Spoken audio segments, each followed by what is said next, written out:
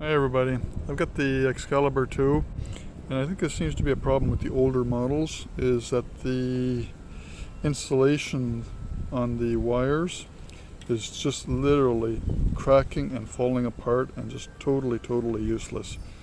Okay, so what I'm going to do is I'm going to strip all the wire, I'm going to turn around, put some heat shrink all along it, and make the ends a little thicker, both ends. This end here at the coil seems to be okay, so I might be able to save that without having to replace everything. So I'm going to eventually cut the wire, put the heat shrink on, splice it, and see how that goes. I'll show you how it goes as I'm doing it. So I had a little bit of damage to the coil wire some time ago, and I put electrical tape on it, and it's hard to see, but it seems to have held up really well with the electrical tape. I'll let you know what it looks like. So where the electrical tape was, the wire is still very good. There was no intrusion of water. However, again, the outer shield did break and corrode, so the outer shield is just no good at all, no matter what you do to it. So I've removed all of the outer sheathing, as you can see. I cut the wires staggered, so when I resolder them, I'm not going to have a big bump. At the end, I removed all of the exterior sheathing, and I put a length of about, 6 inches? 6 inches of heat shrink. So I'm going to put that onto there. I also got this stuff called liquid tape, and hopefully that will help. A little bit of liquid tape on the bottom there, and I'm going to slip the heat shrink over top of it. Okay, so I put a little bit of liquid tape on the bottom and inside.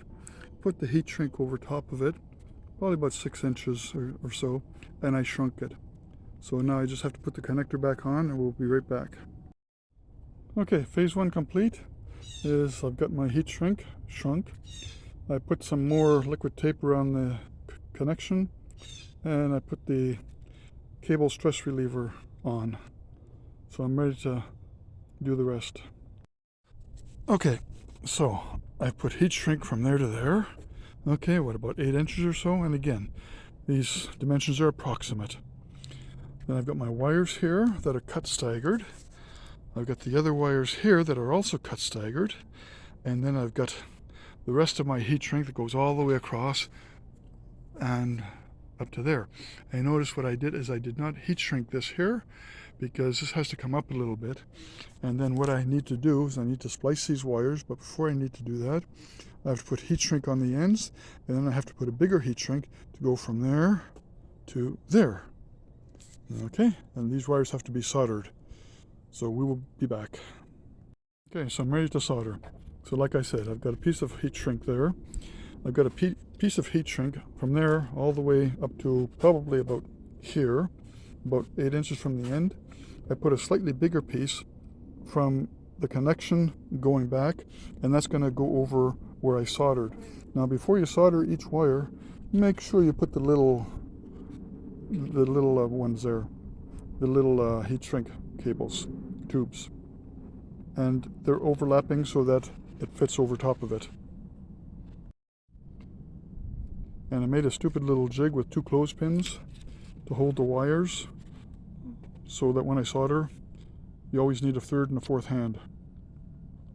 Okay, so I soldered all 4 wires together, painful as it was, and you see they're all staggered. So hopefully the heat shrink will go over that and cover that.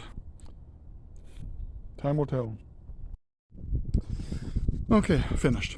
So there you have it. So the extension that I put on there, I put a little bit of liquid rubber on either side, on either end of it. It's only about 10-12 inches long, and the rest of it I did not heat shrink it, because otherwise it gets a little stiff. Actually, it's not too bad at all. I'm not sure yet. I'll have to determine, but right now it's loose, and looks pretty good actually.